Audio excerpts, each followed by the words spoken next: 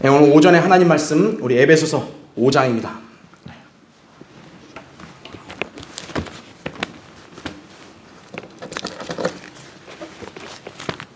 좀 길지만 이게 다 연결된 문맥이어서 오늘 에베소서 5장 제가 21절부터 33절을 읽겠습니다.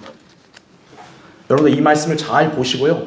이렇게 실제적으로 우리에게 해당되는 명령이지만 이 말씀은 교리적으로 그리스도와 교회의 관계를 말하는 거예요. 그러니까 여러분 이거를 통해서 우리가 또 교훈을 받을 것도 있으면 잘 받아야 합니다. 자, 5장 21절부터 제가 읽을게요. 잘 보세요. 하나님을 두려워함으로 서로 복종하라. 아내들아, 너희는 너희 자신의 남편에게 복종하기를 죽게 하듯 하라. 이는 남편이 아내의 머리됨이 그리스도께서 교회의 머리됨과 같음이라. 그는 몸의 구주시니라.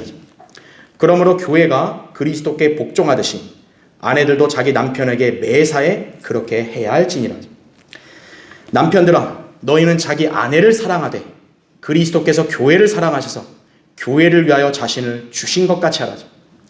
이는 그가 교회를 말씀에 의한 물로 씻어 거룩하게 하시고 깨끗게 하사 자기 앞에 영광스러운 교회로 나타내서 점이나 주름진 것이나 또는 그러한 것들이 없이 거룩하고 흠없게 하려 하심이니라.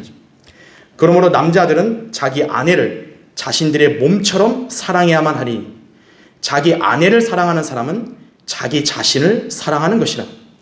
사람마다 항상 자기 육신을 미워하지 않고 오히려 육성하고 아끼기를 주께서 교회에게 하심같이 하나니 이는 우리가 그의 몸과 그의 살과 그의 뼈의 지체입니다. 이런 까닭에 남자가 자기 아버지와 어머니를 떠나 자기 아내와 결합하여 그 둘이서 한 몸이 될지니라. 이것은 위대한 신비라. 그러나 나는 그리스도와 그 교회에 관하여 말하노라. 그러므로 너희도 각기 자기 아내를 자신처럼 사랑하고 또 아내도 그 남편을 경외하라. 이렇게 말씀하고 있습니다. 잠깐 기도하겠습니다. 위대하신 아버지 하나님, 오늘 이렇게 아름다운 주일날 맞이하여 우리 신실한 성도들을 이렇게 자리하게 하시고 또 이렇게 영과 진리로 경배드릴 수 있도록 인도해 주시는 애 감사를 드립니다. 방금 봉독한 말씀으로 저는 우리 성도들에게 설교하고자 합니다. 주님, 저는 연약하고 무지합니다. 주님께서 이 시간 제 안에 충만해 주시고 또 주님께서 제 입술을 주장해 주시고 이 준비한 설교 말씀에 기름 부어주셔서 주님께서 이 설교를 통해 강단에서 담대하고 능숙하게 하나님 말씀이 선포될 수 있도록 주님 역사해 주시기를 원합니다. 우리 성도들은 오늘 이 말씀을 잘 경청하고 마음에 잘 새기고 또 하나님 말씀에 온전히 순종함으로써 주님 보시기에 아름다운 그리스도인의 삶을 잘 향유할 수 있도록 주님께서 선하게 인도해 주시기를 원합니다. 이 시간도 마귀가 어떤 형태로든 틈타거나 방해하지 못하게 막아주시고 주님께서만이 홀로 영광 받으시옵소서. 다시 오셔서 저희를 데려가 주실 주 예수 그리스도의 이름으로 기도드립니다. 아멘.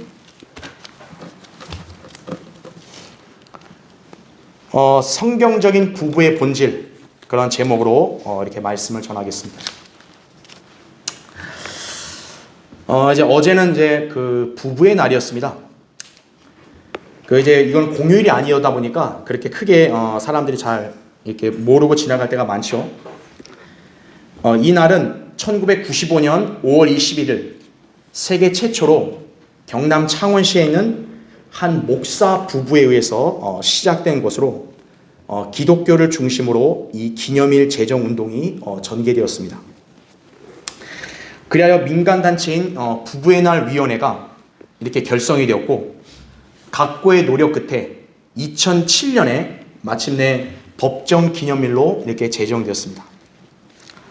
그 날짜는 5월 21일로 정한 것이. 왜 그러냐 했더니 이제 가정의 달이 5월의 달이고 그 다음에 21일 했을 때 숫자 2, 둘이 1, 하나가 된다. 그런 뜻을 이렇게 담고 있다고 합니다. 뭐 다른 건 몰라도요. 둘이 하나가 된다는 것은 이 성경적으로 부부에 대한 개념에 어느 정도는 일치한다고 우리는 볼 수 있습니다. 흔히 이제 부부는 남녀가 서로 사랑하여 결합한 관계인 만큼 누구보다 가까운 사이인 법입니다.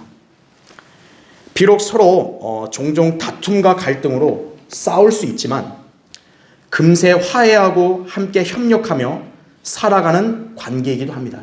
예. 그래서 여기서 나온 속담은 부부싸움은 칼로 물베기란 말이 나온 거죠. 예. 여러분 칼로 물을 베봐요. 베어지나요? 물은? 금방 합쳐지죠. 예. 안 싸울 수 없어요. 예. 사람은 누구나 서로 다르기 때문에 부부간도 싸워요. 하지만 싸우는데도 금세 협력하고 화해하는 것이 부부관계예요. 하지만 요즘 세상에서 빈발하는 이 가정폭력 사건이나 이 많은 이혼 건수를 보면 과연 이 속담이 맞나 이렇게 의문이 들기도 합니다. 특히 이제 젊은 세대일수록 쉽게 결혼하거나 아니면 쉽게 이혼하는 일이 비일비재합니다. 이들은 결혼에 대해서 무지하기 때문에 어리석게 판단하고 어리석게 결정을 하는 거예요. 네. 부부 사이는요, 혈연 관계가 아닙니다. 그래서 촌수가 없어요. 촌수가 없다는 얘기는 이제 가장 가까운 관계라는 거죠. 그러니까 세상은 부부가 가장 가까운 관계라고 얘기하면서도 동시에 촌수가 없다 보니까 그냥 헤어지면은 바로 남이 돼 버리기도 하죠. 네. 하지만 성경에는 그런 발상으로 이렇게 정해 놓지는 않아요. 자, 예수님께서 하신 말씀이 가장 정확할 거 아니겠어요? 그렇죠?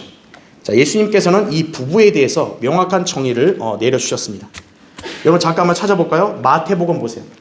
마태복음 19장 한번 보세요.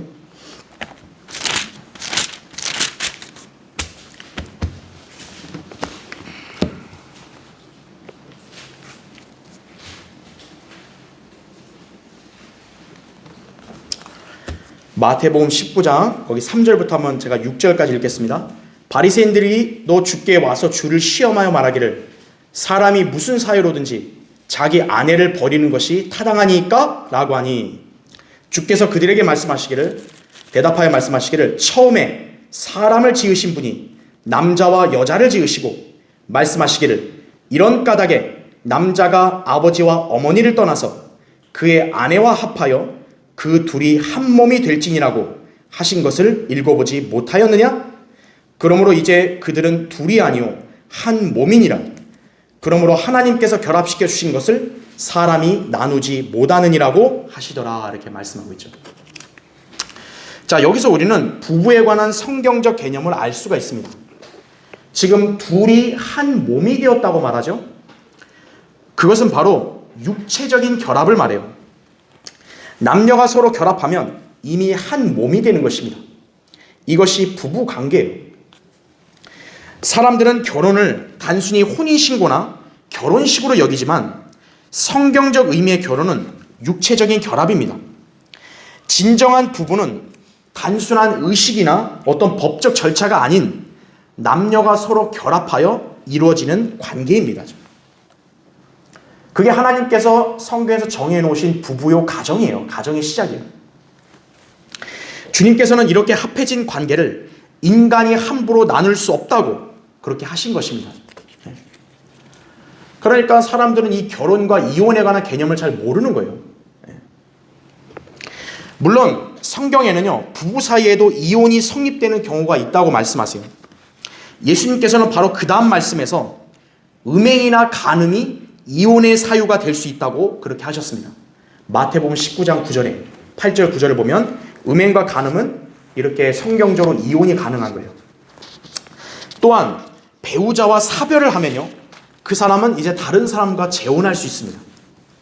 로마서 7장 1절부터 3절이나 고린도전서 7장 39절에 보면 이제 배우자가 사별을 하게 되면 한 몸이 된 둘의 관계에서 한 사람이 없어졌기 때문에 그 사람은 자유로워진 거예요. 심지어 바울은 믿지 않는 자가 이혼을 원하거나 또 도망치면은 이혼할 수 있다고 말합니다. 고린도전서 7장 15절이에요. 그러니까 믿지 않는 사람이 그 부부관계를 무시하고 유기해버렸다. 그럼 이혼이 되는 거예요, 그것도. 그래서 이혼의 사유는 성경적으로 이렇게 정해놓은 것이에요. 결혼이 뭐고 이혼이 뭔지는 성경에서 정해놓은 거예요. 세상 사람들은 이러한 진리에 무지하기 때문에 부부관계의 어떤 중요성이나 의미 등을 모르고 결혼이나 이혼에 대해서 합당하게 처신하지 못하는 것입니다. 자, 그리스도인 부부는 세상 부부랑은 달라요. 누구보다 하나님께서 결합시켜 주신 소중한 관계임을 서로가 잘 알아야 합니다. 왜냐하면 하나님께서 말씀하신 남편과 아내의 관계는 그리스도와 교회의 관계를 나타내기 때문입니다. 성경에서 최초의 부부의 기원인 아담과 이브의 관계는 신랑이신 그리스도와 신부인 교회에 관한 관계에 대한 모형이에요. 창세기 2장 18절부터 24절에 자세히 나오죠. 그러니까 아담과 이브가 최초의 남녀 간에 결합된 부부였단 말이에요. 그러니까 남편과 아내의 그 관계는 그리스도와 교회의 관계의 한 단면을 보여주는 거예요. 그래서 그리스도인 남편과 그리스도인 아내는 서로 간의 관계에 대해서 마치 그리스도와 교회의 관계를 생각하며 그에 합당하게 처신해야 하는 것입니다. 자, 이 점에 대해서 지금 본문에서 사도 바울이 상세하게 설명하고 있는 거예요. 그리스도와 교회의 관계에 대해서를 남편과 아내의 관계에 빗댔다는 거죠. 본문은 예수 그리스도와 교회의 관계를 설명하는 교리적인 말씀인데, 이 진리에 대해서 이해를 쉽게 하고자 남편과 아내의 관계를 예로 들고 있는 것입니다. 따라서 이 말씀은 교리적으로 그리스도와 교회의 관계를 가리켜요. 하지만 우리는 성경에 기록된 대로 믿고 순종하기 때문에 이 그리스도와 교회의 관계처럼 남편과 아내도 그와 똑같은 관계가 되어야 된다는 것을 우리에게 명령하셨으니까 우리는 이 말씀에 순종해야 되는 거예요. 남편은 마치 그리스도께서 교회를 사랑하시듯이 자기 아내를 사랑해야 하고요. 아내는 그리스도인이 주님께 복종하듯이 남편에게 복종하고 경외해야 합니다. 이것이 성경적인 부부의 본질이에요. 자, 여기에는 중요한 게 있어요. 남편과 아내의 관계는 사랑과 복종의 속성이 내포되어 있는 거예요. 그런데 문제는 뭐냐면 한쪽에만 요구되는 게 아니에요. 이 사랑과 복종은 남편과 아내에게 서로 다 요구되는 거예요. 남편이라고 해서 무조건 아내를 군림하는 게 아니라 남편도 아내에게 복종해야 될 때가 있는 거예요. 또 남편만이 아내를 사랑하는 게 아니에요. 아내도 남편을 사랑해야 돼요. 우리 그리스도인 부부는 바로 이런 모습을 보임으로써 모범적이고 이상적인 하나님의 가정으로 살아야 할 것입니다. 그래서 우리 그리스도인 가정은요, 이 하나님께서 명령하신 이 교리적인 말씀에 그대로 순종해야 되는 것이에요. 자, 그래서 오늘 설교의 주제는 부부가 함께 사랑과 복종을 실천하라 이거예요. 복종은 아내만 하는 거죠. 아니에요. 남편도 해야 돼요. 사랑은 남편만 해주는 거죠. 아내도 사랑해야 돼요. 오늘 설교의 주제는 부부가 함께 사랑과 복종을 실천하라 이거죠. 자, 첫 번째로 그리스도와 교회의 관계를 보고 배워야 합니다. 그리스도인 남편과 아내는요, 예수 그리스도와 교회의 관계를 잘 봐야 되는 거예요. 성경에서 최초의 부부는 아담과 이브입니다. 그런데 이 부부의 탄생 과정은 정확히 그리스도의 죽으심으로 인해 교회가 탄생한 것과 일치합니다. 여러분 한번 찾아보세요. 창세기 2장 한번 보세요. 창세기 2장 20절 보세요.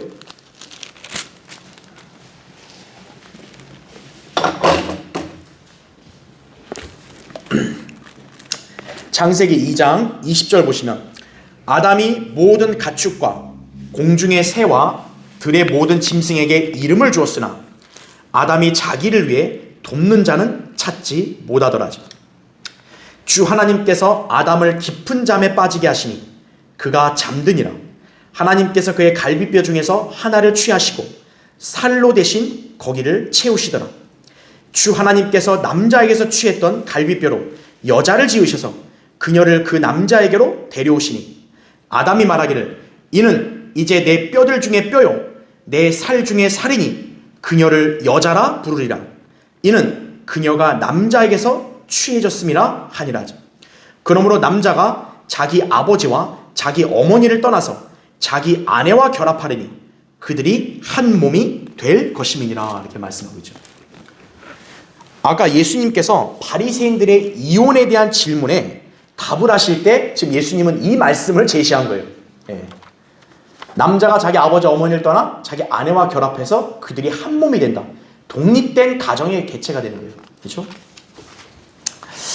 하나님께서 이브를 창조하시기 위해서 하신 일은 다름 아닌 아담을 깊은 잠에 들게 하신 것입니다. 성경에서 잠은요, 죽음을 상징합니다. 요한복음 11장이나 데살로니가전서 4장에 정확히 나와요. 그리고 하나님께서는 위대한 수술로 아담의 갈비뼈를 취하여 이브를 만드신 것입니다.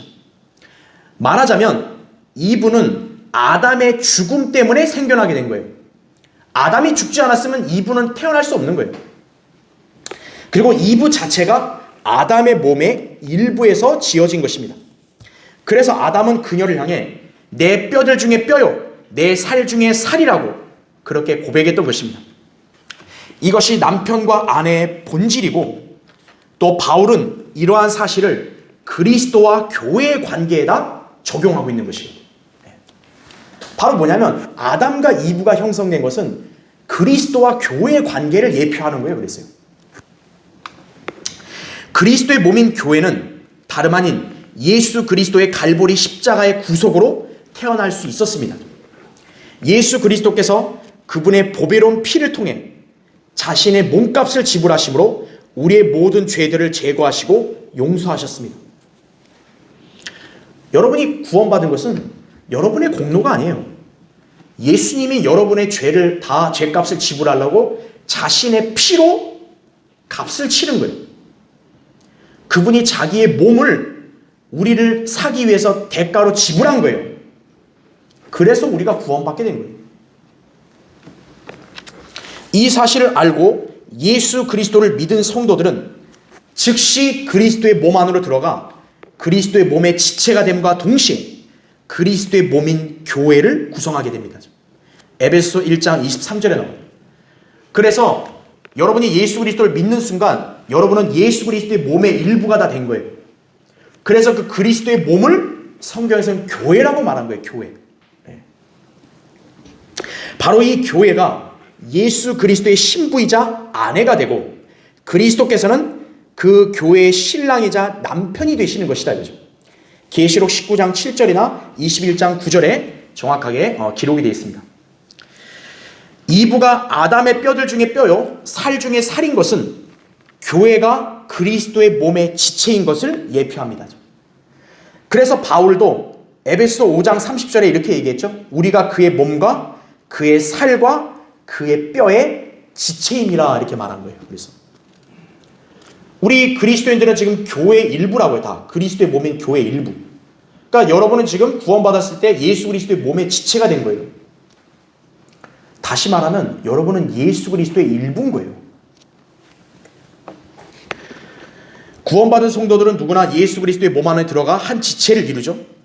그래서 고린도서 12장 27절에는 이제 너희는 그리스도의 몸이요 개별적으로는 그 지체들이라 이렇게 말씀하고 있는 거예요. 이 그리스도의 몸이 바로 교회이고 그 몸의 머리는 그리스도이십니다. 골로새서 1장 18절에 나오죠. 그러니까 여러분이 어떻게 구도를 이해하시면 되냐면 예수 그리스도가 머리시고 예수 그리스도의 몸이 바로 우리들이 다 모여있는 교회라고 이렇게 여러분 이해하시면 되는 거예요. 그리스도와 교회의 이 관계, 바로 남편과 아내의 관계가 똑같은 거예요. 바로 성경적으로 아내는 남편의 옆구리의 갈비뼈예요. 그러니까 아내는 남편의 옆구리에 나온 거예요. 그래서 결혼식 할 때 어때요? 신부가 신랑 옆에 서죠. 팔짱을 끼죠. 그런 장면은 의미심장하다고요. 교회는 그리스도의 위대한 사랑으로 인해 태어날 수 있었습니다. 왜냐하면 교회를 이루는 우리 그리스도인들은 사실 하나님의 관점에서 볼 때 그리스도로부터 분리되어 있었고 이스라엘 나라에 속하지 않는 타국인이었고요. 약속의 언약들로부터는 생소한 사람이었고 소망도 없고 세상에서 하나님도 없었던 자들이었기 때문입니다. 에베소 2장 12절에 나와요. 사실 우리는 구원받기 전에 뭐예요? 하나님 보실 때 별 볼 없는 존재예요. 우리는 다. 그런 우리가 그리스도의 피로 인해서 하나님의 가족이 됨과 동시에 예수 그리스도의 가장 사랑받는 신부이자 아내가 된 것이에요. 그러니까 여러분 구원받기 전에는 하나님 보시기에는 벌레만도 못한 거예요. 그런데 예수 그리스도를 믿는 순간 여러분은 그리스도의 신부이자 아내의 위치까지 한 번에 올라간 거예요. 하나님의 은혜죠. 다른 어떤 관계보다 우리 교회가 예수 그리스도와 가장 가까운 관계인 거예요. 여러분 아무리 친구, 아무리 주변의 친척, 인척 이렇게 얘기한다 해도 제일 가까운 관계가 뭐예요? 남편과 아내 관계죠. 남편과 아내만큼 가까운 관계는 없어요. 아무리 친척이니 친구니 뭐라 해도. 예수 그리스도의 친구들이 있지만 그러나 신부보다 가까울 수는 없는 거예요. 그래서 우리는 예수 그리스도와 가장 가까운 관계가 된 거예요. 보잘것없는 우리를 이렇게 사랑하신 주님의 은혜를 생각한다면 남편이 아내를 사랑하지 못할 이유는 없어요. 또 아내가 남편에게 복종하지 않을 이유도 없는 것이에요. 그리스도와 교회의 관계를 생각하면 충분히 할 수 있다고요. 자, 성경에는 그리스도와 교회의 관계를 예표하는 여러 유형의 커플들이 있습니다.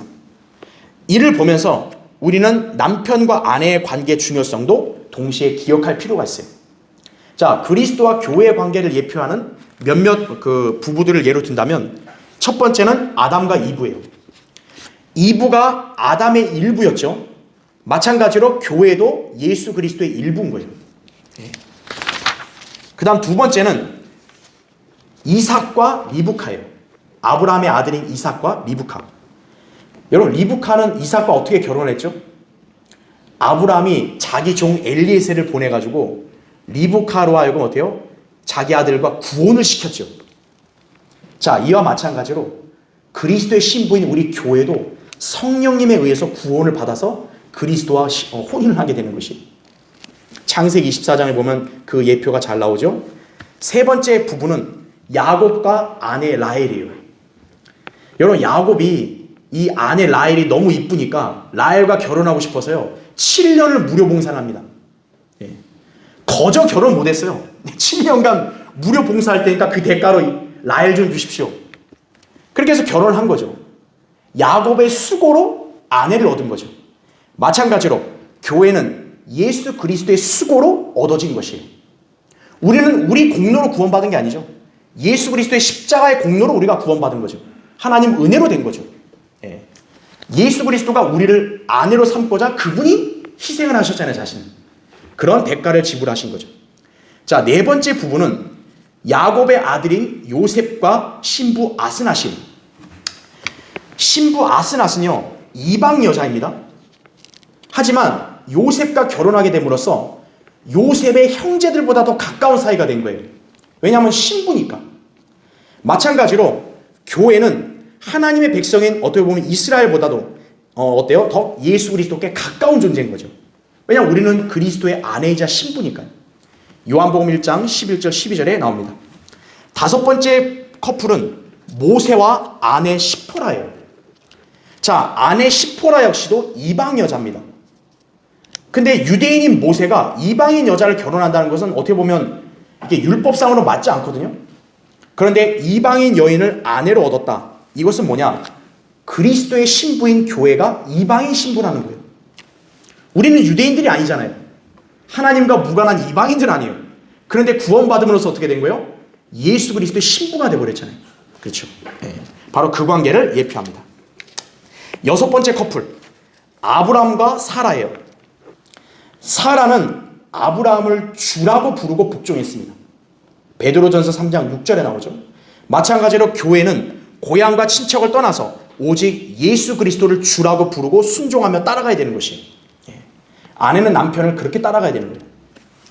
일곱 번째, 솔로몬과 그의 아내인 파라오의 딸이에요. 솔로몬이 파라오의 딸과 결혼하자 그 파라오의 딸을 위해서요 한 집을 지어줍니다. 그러니까 남편이 아내를 위해서 집을 지어준 거예요. 마찬가지로 예수 그리스도께서는 우리 교회를 위해서 새 예루살렘을 지어주시죠. 그렇죠. 요한복음 14장 1절부터 3절에 그렇게 나옵니다. 그 다음에 여덟 번째, 솔로몬의 노래에 신랑이 나오고 신부가 나옵니다. 그 신랑은 예수 그리스도고 신부는 교회를 예표하는데, 중요한 게 뭐냐면 이 신부가 까맣다 그래요. 까맣다. 까만 건 흑인이죠. 성경에서 흑인은 종의 신분입니다. 즉, 이 여인은 신랑의 신부이자 동시에 신랑의 종이기도 한 거예요. 마찬가지로 신부인 우리 교회도 예수 그리스도의 종이기도 하죠. 우리는 다. 그렇죠. 고린도전서 6장 19절 20절과 누가복음 17장 10절, 로마서 1장 1절에 따라서 우린 모두 예수 그리스도의 종이라고. 신부이지만 동시에 종이기도 하다고요. 그렇죠? 그 다음에 9번째, 그 룻기 아시죠, 여러분? 재판관계담의 룻기. 그 룻기의 주인공인 그 여인 룻, 그 다음에 신랑인 보아스의 관계예요. 룻은 과부죠. 근데 과부인데 이스라엘에서는 보통 이제 남편이 죽으면은 그 남편의 유업을 이렇게 세워줘야 되니까 가까운 친족이 그 아내와 결혼을 해서 유업을 세웁니다. 그래서 보아스가 이 룻을 아내로 얻기 위해서 친족 구속을 합니다. 그러니까 친족으로서 그 룻을 구속을 하는 거예요. 룻기 4장 7절과 11절에 나옵니다. 이처럼 교회도 어떻게 된 거죠? 신랑이신 예수 그리스도의 보혈로 구속을 받은 거죠. 우리는 예수 그리스도의 피로 구속받았기 때문에 그분의 소유가 됐고 그분의 아내가 된 것이죠. 그렇죠. 자, 이러한 케이스가 바로 뭐예요? 그리스도와 교회의 관계를 모형으로 보여주는 거죠. 남편과 아내의 관계의 한 단면이에요. 이게 바로. 그리스도와 교회는 완벽한 남편과 아내의 관계요, 부부 사이입니다. 그리스도인 부부는 항상 자신을 위해 대가를 치르고 은혜로 구원해 주신 그리스도를 생각하면서 서로 사랑하고 복종할 수 있어야 합니다. 비단 복종은 아내에게만 맹목적으로 요구되는 것이 아닙니다. 아까 우리 읽었던 에베소 5장 21절에 따라 하나님을 두려워함으로 서로 복종해야 돼요. 여러분은 하나님의 말씀에 복종하기 때문에 각자 남편과 아내로서 성경에서 명령하신 대로 합당한 처신을 해야 합니다. 그러니까 여기 있는 우리 그리스도인 남편과 아내는 예수 그리스도와 교회를 생각해 보세요. 그걸 통해서 배워야 된다 이거죠. 자, 부부가 함께 사랑과 복종을 실천하라. 두 번째요, 권위의 질서에 복종해야 합니다. 권위의 질서에. 남편과 아내의 문제를 다룰 때는 하나님께서는 아내에게 먼저 항상 명령을 내리세요. 그리고 남편을 그 다음으로 다루십니다. 이는 하나님께서 복종의 문제를 권위의 차원에서 다루시기 때문이에요. 권위 아래에 있는 사람이 먼저 복종을 해야 되는 거예요. 그게 하나님이 정하신 질서예요. 본문에서도 그리스도께서 교회의 머리됨과 같이 남편이 아내의 머리가 된다고 말씀합니다. 여러분, 머리가 뭡니까? 머리. 우리 사람을 보면요, 사람도 어때요? 이 머리인 뇌가 명령을 내리죠. 뇌의 명령에 따라 다 움직이잖아요. 바로 머리는 복종의 대상을 가리키는 것이에요. 여러분 한번 찾아볼게요. 고린도전서 한번 보세요. 고린도전서 11장.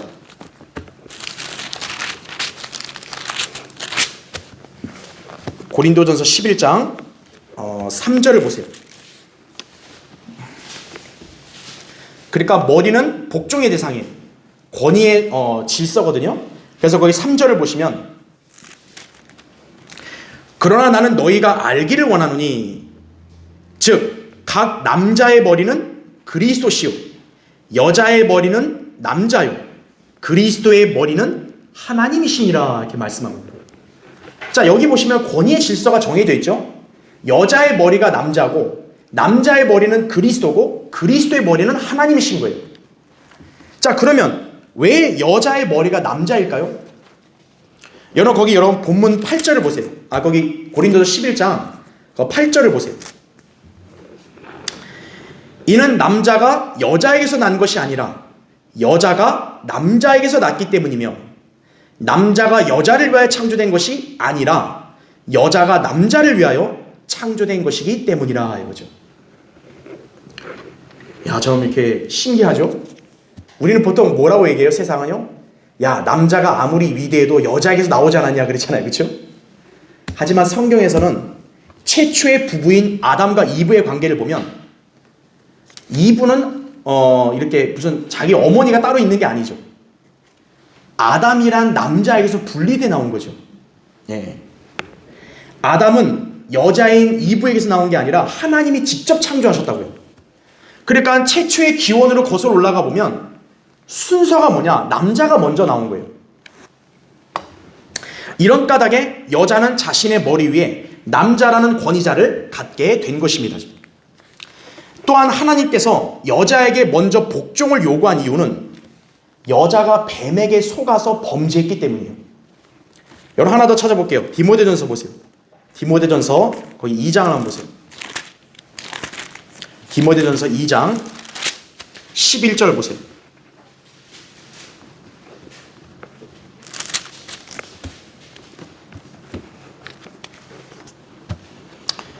디모데전서 2장 11절. 여자는 온전히 순종함으로 조용히 배우게 하라지. 나는 여자가 가르치는 것이나 남자에게 권위를 행사하는 것을 허락지 아니하노니 다만 조용할지니라. 이는 아담이 먼저 지음을 받았고 그 후에 이브며 또 아담이 속은 것이 아니라 여자가 속아 범죄하였습니다. 이렇게 말씀하고 있는 거예요. 이브는 뱀에게 속아 타락을 했죠. 그리고 자기 남편인 아담에게 금지된 열매를 가져왔습니다. 하지만 아담은 속지 않았어요. 이브는 속았는데 아담은 안 속은 거예요. 대신 그는 자기 아내가 이상해졌음을 감지하고 자기는 따로 피해서 도망가기보다는 오히려 자기 아내와 같이 죽겠다는 심정으로 금지된 열매를 먹음으로써 함께 타락했던 것입니다. 그러니까 아담과 이브는 그 의도가 달랐던 거예요. 이 때문에 하나님께서는 권위의 질서를 정하시고 여자는 남편의 권위하에 있게 한 것입니다. 그러니까 성경에는 다 이유가 있는 거예요. 하나님께서 정해놓으신 이유가. 그렇죠? 육신으로 사는 인생에서 가장 어려운 일 중 하나가요, 권위에 복종하는 것입니다. 인간의 기본적인 성품은 모든 종류의 권위를 거부하고 강제적이지 않는 한 복종하길 원치 않는 속성이 누구나 다 있는 거예요. 인간은. 여러분 인간들의 본성은요, 자기를 누가 통제하는 걸 싫어해요. 그러니까 자기 마음대로 하는 걸 좋아하거든요. 인간이 원래. 자, 이러한 속성이 특히 두드러지게 나타나는 계층은 누구냐? 여성주의자들이에요. 오늘날. 이들은 하나님께서 정하신 질서를 무시하고 거역함으로써 소위 여성 해방 운동을 펼친 거예요. 또 흑인들도 있죠. 흑인들이 평등을 주장하면서 신분제 해방을 해가지고 이렇게 또 운동을 했단 말이에요. 그렇죠? 그러니까 인간의 속성은요, 하나님이 정한 권위의 질서에 있기를 싫어하는 거예요. 그게 죄의 본성이라고요. 자, 이러한 기류는 어디서 나온 거냐? 다름 아닌 현대 교육에서 나온 거예요. 현대 교육. 학교에서 그렇게 가르치는 거예요. 인권, 평등, 통합을 운운하면서 마치 권위의 질서에 순종하는 것을 구시대적인 낡은 발상으로 치부하는 것이에요. 과연 그럴까요? 하나님께서는 다른 어떤 희생제물보다도요, 복종을 더 가치 있게 여기십니다. 권위의 질서에 거역하는 것은 마법이나 우상 숭배와 같은 악한 죄와 하나님은 동일하게 취급하시는 거예요. 그런 죄를. 사무엘상 15장 22절 23절 여러분 잘 기억하죠? 사무엘이 사울에게 뭐라고 얘기한 거예요? 복종하는 게 희생제물보다 낫다 그랬죠. 실제로 권위 아래 있기를 거부하여 비성경적인 항거로 해방된 여성들은 결국 뭘 하냐? 남편의 권위에서 벗어난 결과 음녀 같은 삶으로 타락하게 되는 거예요. 잠언 9장 13절부터 18절에 그렇게 나온다고요. 따라서 세상이 권위에 관해서 무엇이라고 왈가왈부하든 성경의 진리만이 절대 무한 권위가 있음을 알아야 합니다. 세상은 요새는 그렇지 않아요. 다 바뀌었어요. 그거는 세상이 하는 얘기예요. 하나님 말씀은 절대적인 거예요. 권위의 질서가 명백히 정해져 있고 복종이 요구되는 거예요. 하나님께서 정하신 대로 사는 것이 모든 인간들에게 가장 행복한 거예요. 여러분 인간이 행복을 추구하려고 별의별 짓을 다 하잖아요. 그런데 하나님 말씀 아래 있을 때가 가장 행복한 거예요. 인간은요. 아내들은 교회가 그리스도께 복종하듯이 자기 남편에게 매사에 복종해야 합니다. 성경에서 정의하는 가장 아름다운 여인은요, 외모를 치장하거나 깜찍한 외교를 보이는 여자가 아니에요. 가장 아름다운 여인이자 아내는 정숙함으로 남편에게 복종하는 여인이에요. 여러분 한 번 더 찾아볼까요? 베드로전서 한번 보세요. 베드로전서 3장을 한번 보세요.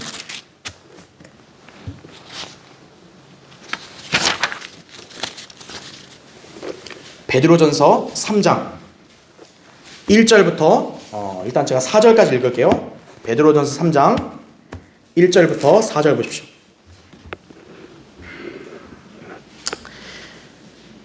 베드로전서 3장 1절부터 4절. 이와 같이 너희 아내들아 너희 자신의 남편에게 복종하라. 이는 말씀에 순종하지 않는 자들일지라도 아내의 말없는 행실로 인하여 그들을 얻고자 함이니 이는 그들이 두려움 가운데 행하는 너희의 정숙한 행실을 봄이라. 너희는 머리를 닦고 금으로 치장하거나 옷을 입는 외모로 단장하지 말고 오직 마음에 숨겨진 사람을 썩지 아니하는 것 곧 온유하고 고요한 영으로 단장할지니 그것은 하나님 보시기에 매우 값진 것이니라. 5절 보세요. 예전에 하나님을 신뢰했던 거룩한 여인들도 이와 같이 자기 자신의 남편에게 복종함으로써 자신들을 단장하였느니라 이렇게 말씀하고 있죠. 그렇다면 남편에게는 그런 복종의 덕목이 없는 것인가 이거예요. 천만에요. 남편의 머리는 그리스도예요. 남편들은 그리스도의 권위 아래에 있기 때문에 그리스도의 말씀에 절대적으로 복종해야 합니다. 주님께서 아내를 사랑하라고 했으면요, 사랑해야 돼요.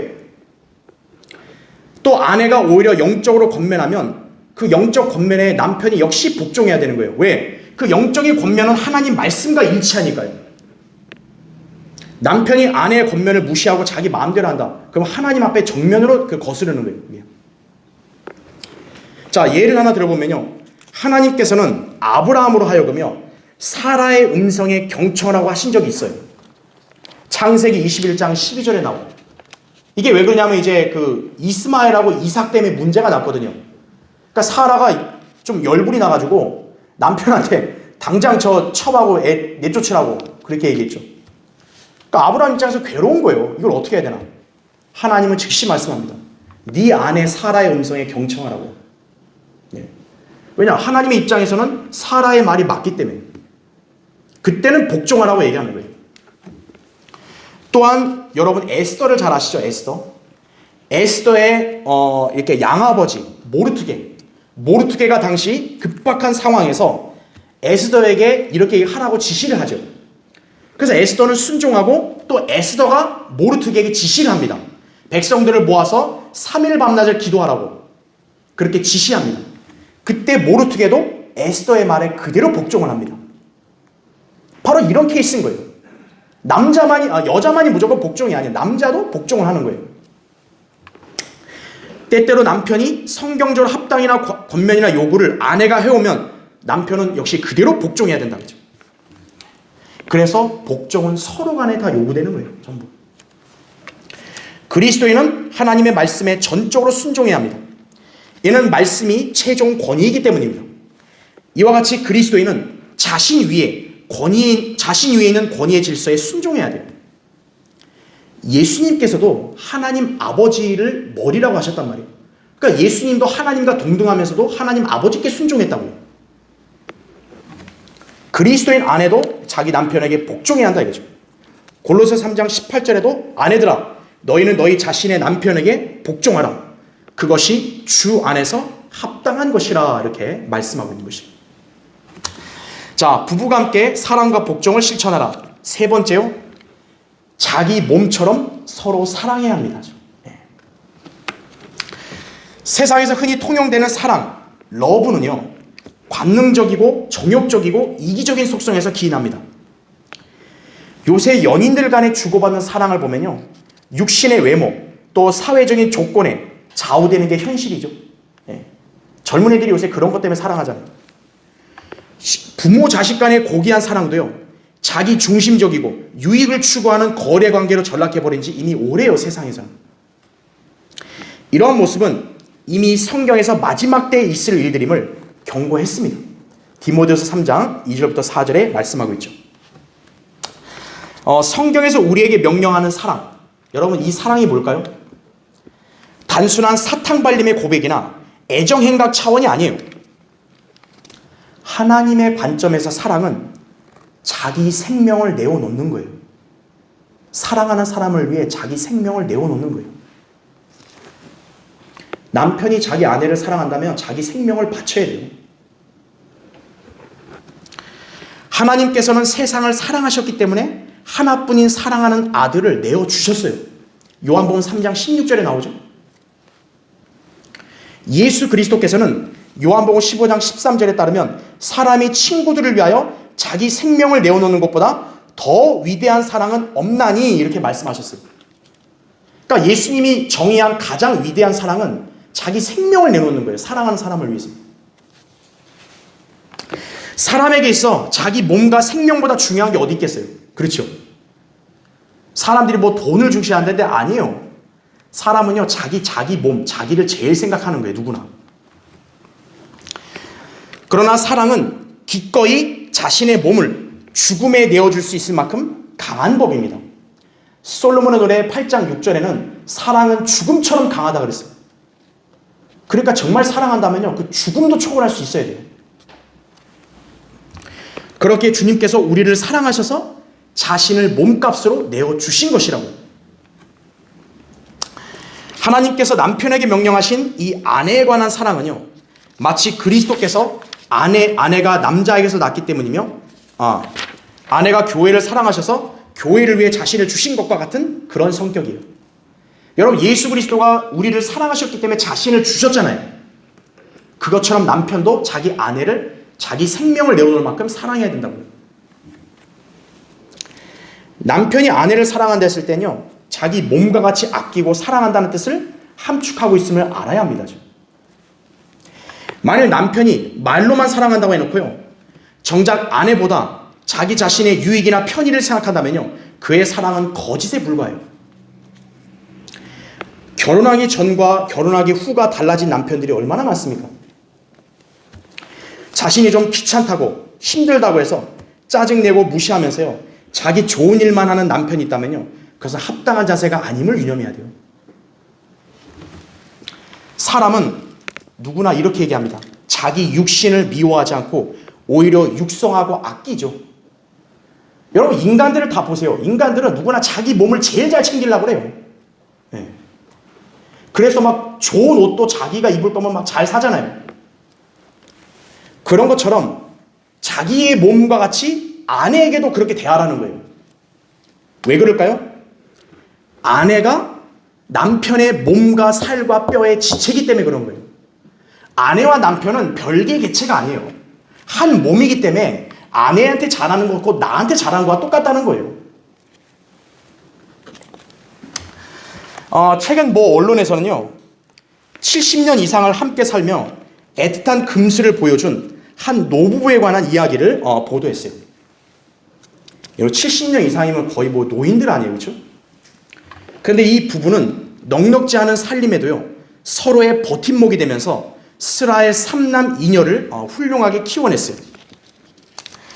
불의의 교통사고로 남편이 허리를 이렇게 다쳤는데요. 그 남편을 위해서 부인은 매일 새벽에 일어나가지고 함께 운동할 정도였다 그래요. 하루 서너 시간씩 함께 밭일을 하면서 고맙다, 사랑한다 이 말을 수시로 주고받았고요. 틈만 나면 함께 운동하고 남들 앞에서 손을 꼭 잡고 걷고 또 남편이 부인을 업고 다닐 때도 있었다고 합니다. 할아버지가 또 이렇게 항상 말하고 다닌대요. 세상에서 우리 할멈이 최고지. 내가 복이 많아 이런 선녀를 만나지. 그런 거예요.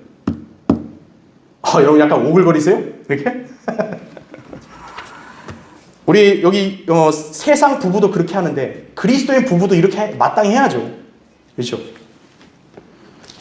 자기 아내에게 당신이 제일 예쁘다고 그런 얘기를 해야죠. 네. 남편에게서는 자기 아내가 제일 예쁜 거예요. 그리고 아내는 자기 남편을 존중해야죠. 존경해줘야죠.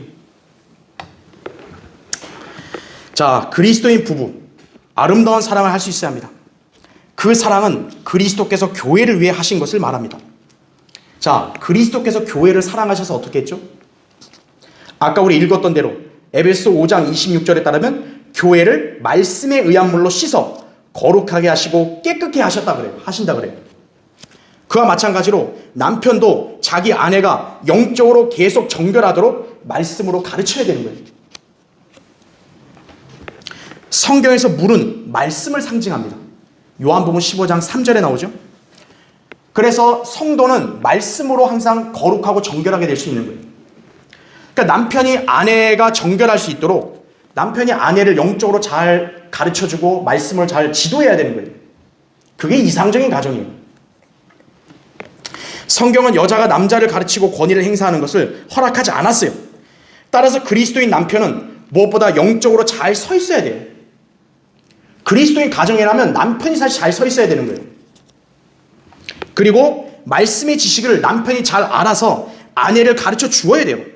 그래야 그 가정에 영적인 힘이 있는 거예요.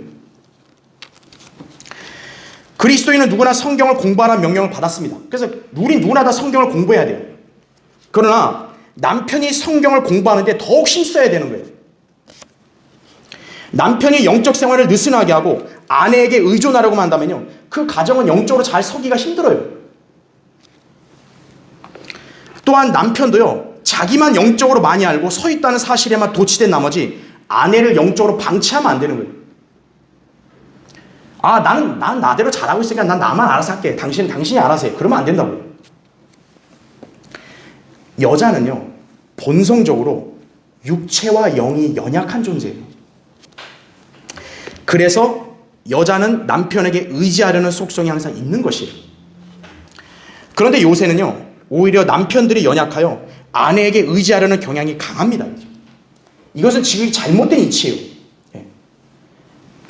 뭐든지 리더가 있잖아요. 어느 조직에든. 리더가 중심이 돼서 책임을 져야죠. 그렇죠. 교회의 리더는 목자 아니에요. 목자가 맨날 뒤로 피하면서 막 성도들에게 떠넘기면 되겠어요? 안 되죠. 가정도 마찬가지인 거예요. 가정의 영적인 상태, 남편이 책임을 져야 되는 거예요. 자, 그래서 여러분 거기 베드로전서 3장 펴져 있죠? 거기 3장 6절부터 7절을 볼게요.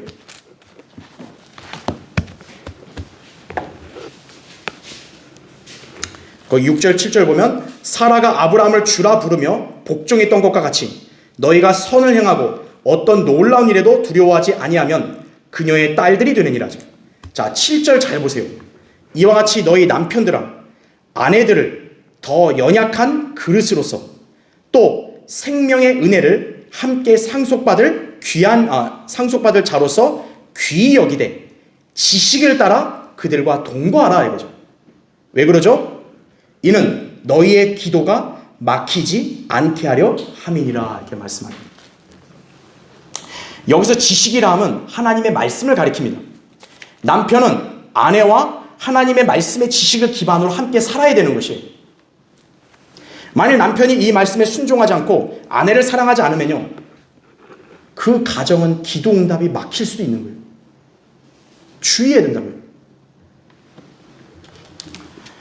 그래서 남편이 아내를 사랑한다 했을 때는 바로 영적으로 늘 말씀으로 깨끗하게 해줘야 된다는 거죠. 자, 사랑에 대한 명령, 남편뿐만 아니라 아내에게도 주어졌어요. 남편만 맹목적으로 사랑하는 거 아니에요. 아내도 자신의 남편을 사랑해야 합니다. 디도서 2장 4절에 정확히 나오죠. 또한 아내에게는 하나 더 명령이 주어진 거예요. 남편을 경외해야 돼요. 경외. 이거는 두려움이 아니라 존경을 내포합니다. 주님께서 교회를 매우 사랑하시고 이 교회를 육성하시는 데 있어서 무척 열성을 내신다고요. 여러분, 그리스도께서 교회를 얼마나 사랑하세요. 그렇죠? 그것처럼 남편도 아내를 영적으로도 실제적으로도 사랑해야 되고요. 아내도 그런 남편을 사랑하며 경외하는 것이 그리스도인 부부 사임을 잘 알아야 합니다. 자, 결론을 맺겠습니다. 사도 바울은 그리스도와 교회의 관계에 관한 이 진리를 설명하면서 위대한 신비라고 말했어요. 위대한 신비. 에베소 5장 32절에 나와요. 여러분, 왜 신비라 했을까요? 남편과 아내, 또 그리스도와 교회의 관계가? 왜냐하면 남편과 아내는 각각 몸이 따로 있잖아요. 그런데 어떻게 둘이 한 몸이라고 할 수 있냐 이거예요. 이거는 이성적으로 설명이 불가능해요. 그래서 신비라 그런 거예요. 신비. 이거는 우리 이성으로 이해할 수 있는 게 아니에요. 자, 그리스도와 교회의 관계를 보면요. 지금 우리의 몸은 지상에 있죠. 예수 그리스도는 저 셋째 하늘에 계시죠. 물리적으로 거의 수억 강년 이상 떨어져 있어요, 우리는. 그런데 어떻게 그리스도와 교회가 하나냐고요. 그렇죠? 자, 이건 먼저 영적으로 보면요. 에베소 2장 6절에 따르면 우리가 구원받는 순간 우리의 거듭난 영은 예수 그리스도 안에서 천상이 함께 앉혀 있다고 그랬어요. 그리고 고린도전서 6장 17절에 따르면 그리스도인은 주님과 영이 하나가 됐다고 그랬어요. 그러니까 이미 영적으로 우린 다 하나예요. 주님과. 그러나 이제 앞으로 주님께서 이제 이 공중에 오시면 우리 휴거되죠. 우리 셋째 하늘로 올라가죠. 그리고 어린 양의 혼인식을 치르죠. 그때는 물리적으로 이제 주님과 한 몸이 마침내 되는 것이. 여러분, 이런 사실을 어떻게 우리가 세상 지혜와 지식으로 깨달을 수 있겠어요? 하나님 말씀으로 아는 거죠. 여러분은 이 하나님의 말씀을 분석하고 이해하려는 게 아니라 그냥 믿는 거죠. 그대로. 그렇죠? 그렇게 해서 알게 되는 거예요. 자, 그렇다면 우리는 남편과 아내에게 각각 요구되어지는 사랑과 복종에 관한 명령도 전적으로 믿고 순종해야 마땅합니다. 사실이요. 여러분, 현실적으로 보면 아무리 그리스도인이라 해도요. 인간적으로 매사에 자기 남편에게 복종하기가 쉽지 않을 때가 많아요. 또 남편도 아내를 늘 사랑하는 게 어려울 수 있어요. 왜? 우리는 연약하니까요. 실제로 여러분, 교회도 어때요? 교회도 그리스도께 매일 복종하는 게 아니죠. 여러분도 주님 앞에 불순종할 때 많잖아요. 그렇죠? 그러나 하나님의 뜻은 뭡니까? 하나님의 뜻. 교회가 그리스도께 온전히 복종함으로써 모든 불복종을 응징할 준비를 갖춰야 합니다. 고린도서 10장 6절에 나오더라고요. 하나님의 뜻은 뭐예요? 교회가 그리스도께 온전히 복종하라 이거예요. 이와 마찬가지로 아내도 하나님의 뜻을 최우선으로 두고 자기 남편에게 죽게 하듯 복종하려고 노력해야 하며, 남편은 그리스도를 생각하며 자기 아내를 자기 생명을 내어줄 정도로 사랑해야 한다 이거죠. 여러분이 그 남편과 아내의 자체를 보지 말고 예수 그리스도를 보라고요. 그 예수 그리스도를 보고 사랑하고 복종하는 거예요. 이것이 바로 가장 위대하고 아름다운 부부 사이입니다. 자, 우리는 세상에서 기념하는 날, 우리는 꽤 중요시하지 않아요. 오직 우리는 하나님의 말씀을 최종 권위로 믿고 그대로 따를 뿐이에요. 어제 무슨 부부의 날이라 해서 뭐 어제만 그렇게 살자, 그게 아니잖아요. 우리는 매일마다 하나님 말씀대로 살아야죠. 네. 여러분에게는 누구보다 사랑하는 주님이 계시잖아요. 그렇죠? 여러분이 가끔 인내하기 어려울 때요, 여러분은 주님을 생각하면서 인내하는 거예요. 네. 사랑하기 어려울 때도 주님을 생각하면서 사랑하는 거예요. 네. 주님은 우리 같은 죄인들도 그렇게 사랑하고 오래 참아주셨잖아요. 그죠? 네. 그런 주님을 위해서라면 이 말씀에 순종하지 못할 이유가 없다고요. 여러분 자신을 사랑하셔서 구원해 주신 우리 구주를 생각하고 부부간에 서로 사랑과 복종을 성경대로 실천해야 한다 이거죠. 예. 그래야 해서 이 땅에서 우리 교회 온 성도들의 가정은 가장 복된 가정이 되어야 할 것입니다. 예. 여러분 꼭 이것을 잘 기억하시기 바랍니다. 자, 기도하겠습니다.